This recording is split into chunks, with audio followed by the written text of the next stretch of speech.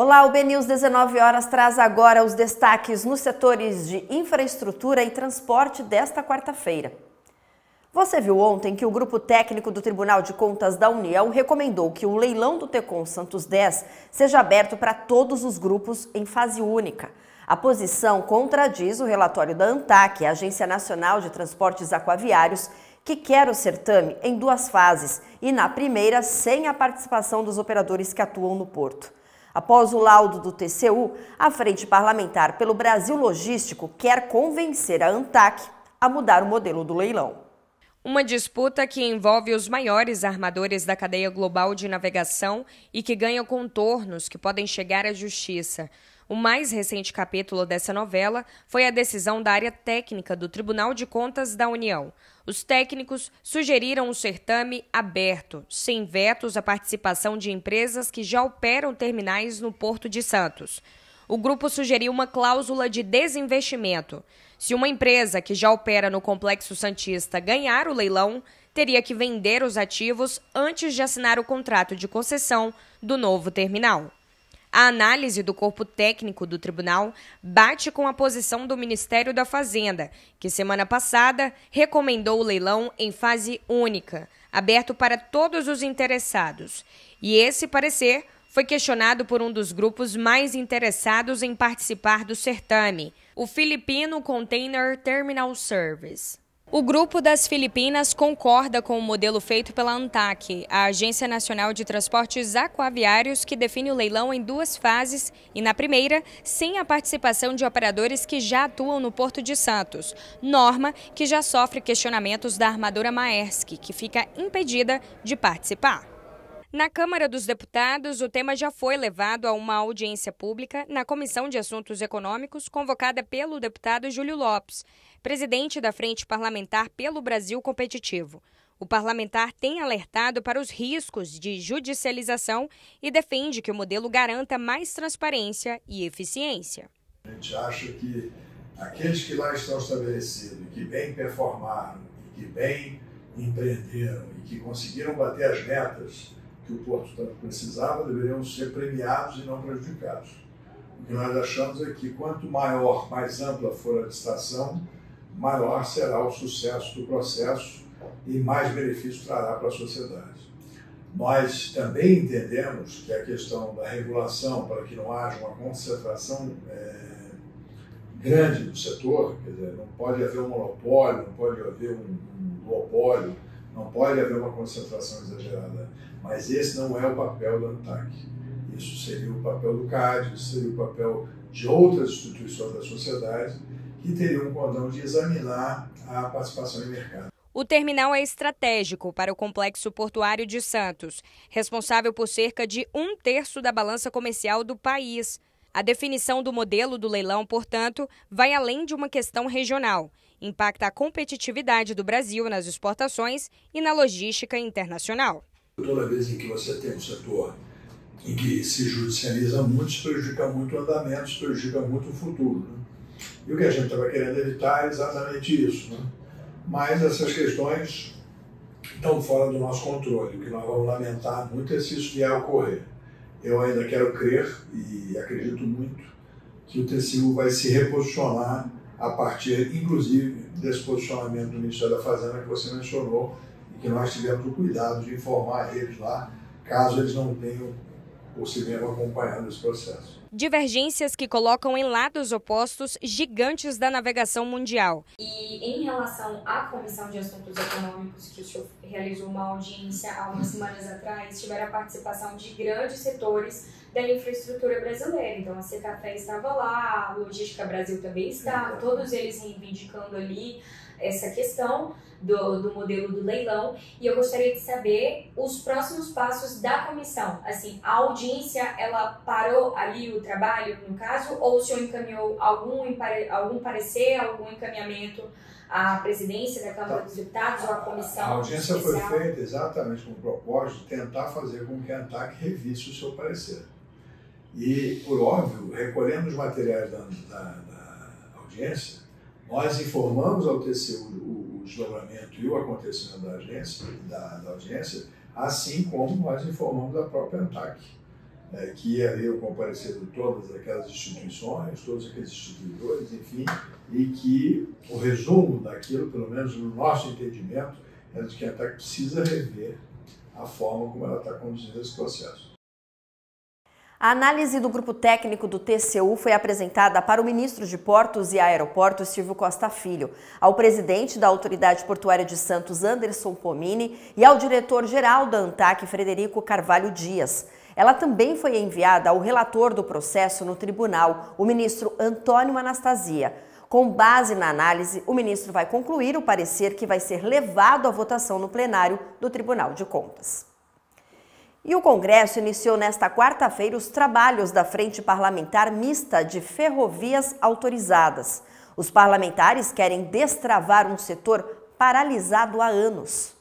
Nesse mês completa 4 anos em que o governo do ex-presidente Jair Bolsonaro lançou um plano que prometia tirar do papel milhares de quilômetros de estradas de ferro, com um modo muito simples. Empresas precisariam apenas pedir autorização para construir por conta própria e riscos ferrovias em praticamente qualquer lugar do país. Mas até agora nada avançou e o programa chegou a ganhar o apelido de Ferrovia de Papel. Dos 45 empreendimentos que conseguiram autorização, nenhum sequer chegou à primeira etapa do licenciamento ambiental.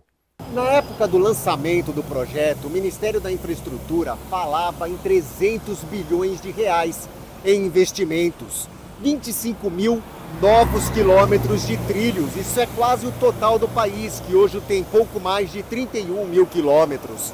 Mas 4 anos depois, a realidade é muito diferente. 2 empresas já desistiram oficialmente. Existem apenas 24 pedidos de licenciamento ambiental. Somados, isso dá menos do que 12 mil quilômetros de ferrovias. A Frente Parlamentar Mista das Ferrovias Autorizadas quer destravar os investimentos e, para isso, defende a revisão dos processos de licenciamento de ferrovias pelo IBAMA. São 41 requerimentos, né, já feitos em processo de licenciamento ambiental no IBAMA. Muita gente interessada nesse modelo, porque é desburocratizado, eficiente e é puramente privado. O governo só regula através da NTT e do Ministério do Transporte.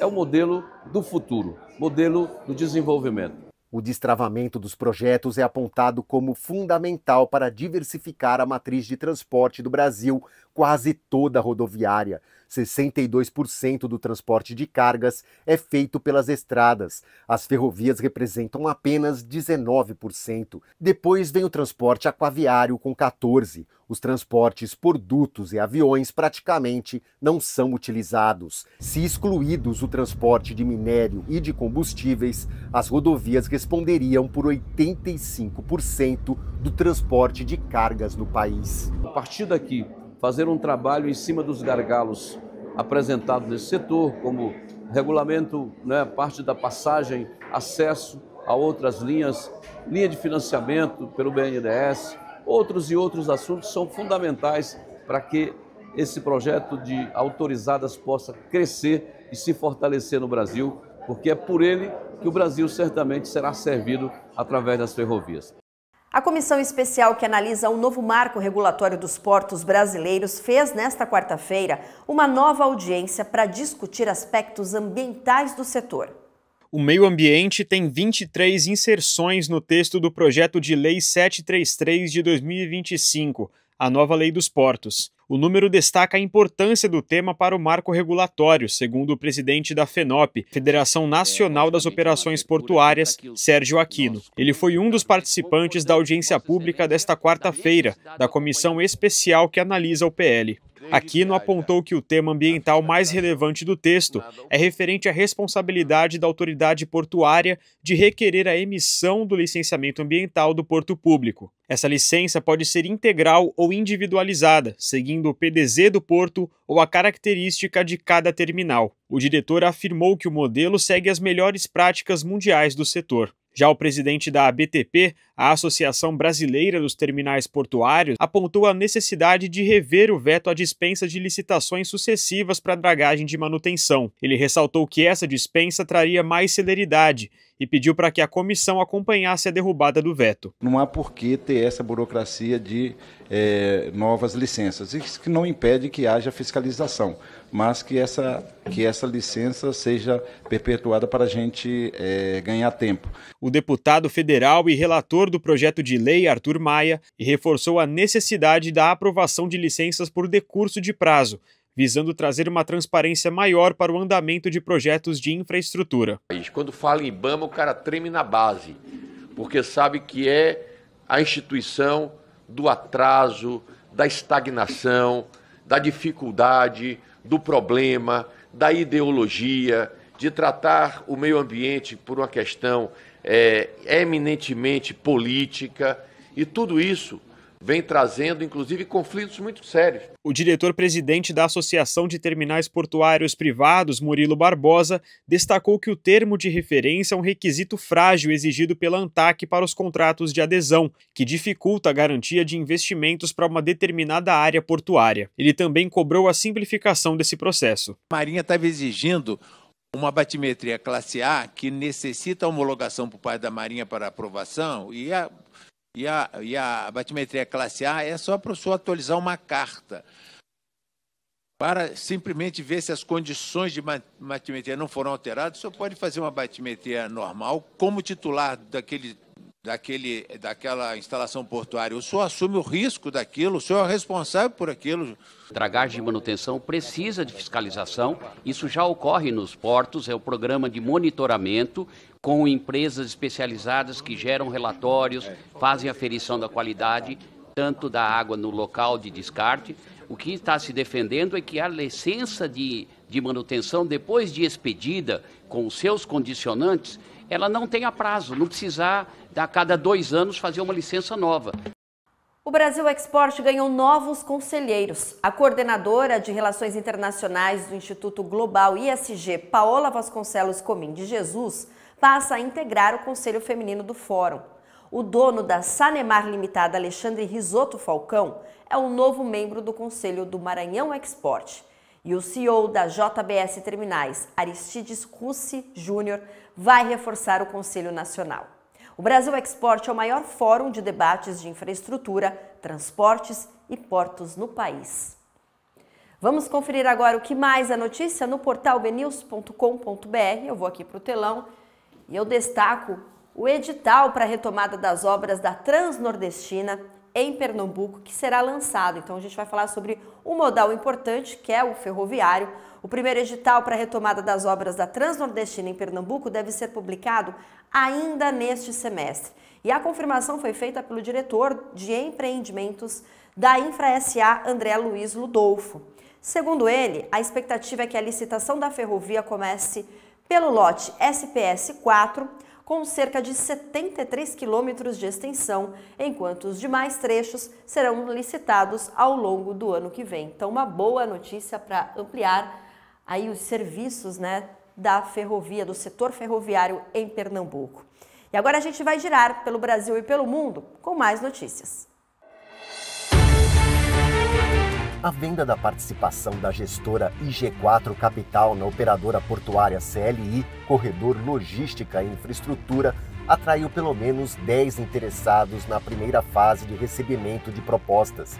O ativo, que opera commodities no porto de Itaqui, no Maranhão, está avaliado em 2 bilhões de reais e tem atraído interesse, principalmente de empresas asiáticas e americanas do agronegócio. A CLI movimentou 2,9 milhões de toneladas no primeiro trimestre. A receita líquida somou 165 milhões de reais. A companhia tem dívida avaliada em 1,2 bilhão de reais.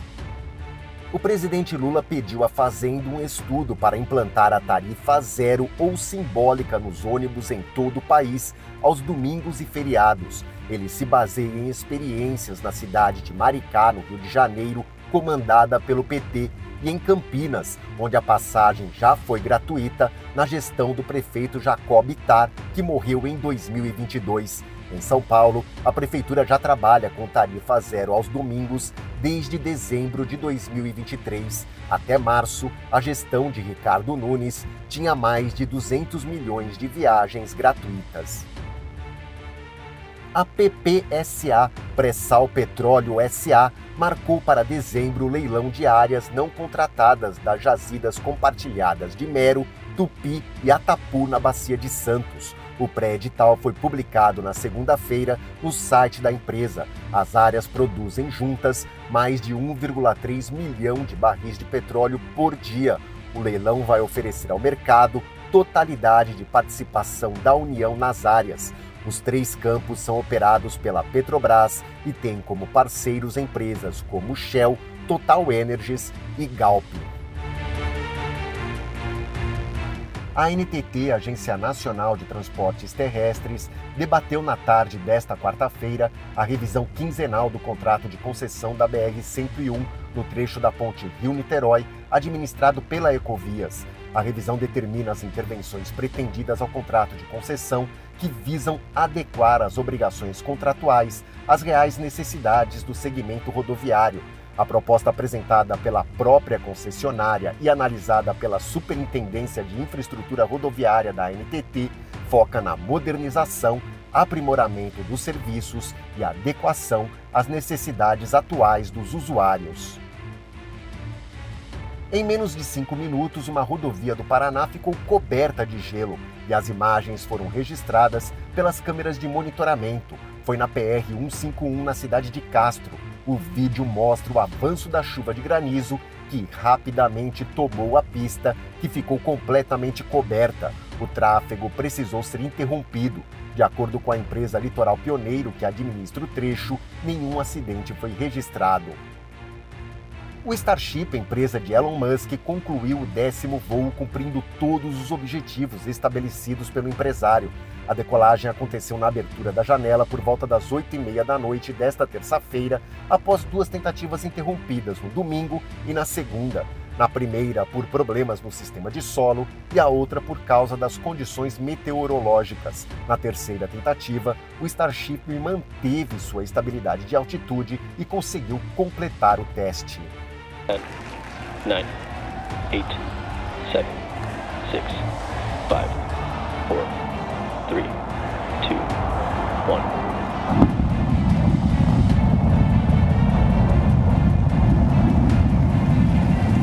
We have liftoff.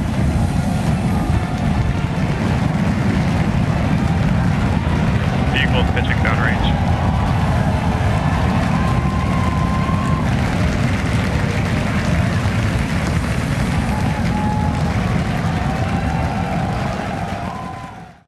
O BNews 19 horas desta quarta-feira fica por aqui. Uma excelente noite para você. A gente volta a se encontrar amanhã.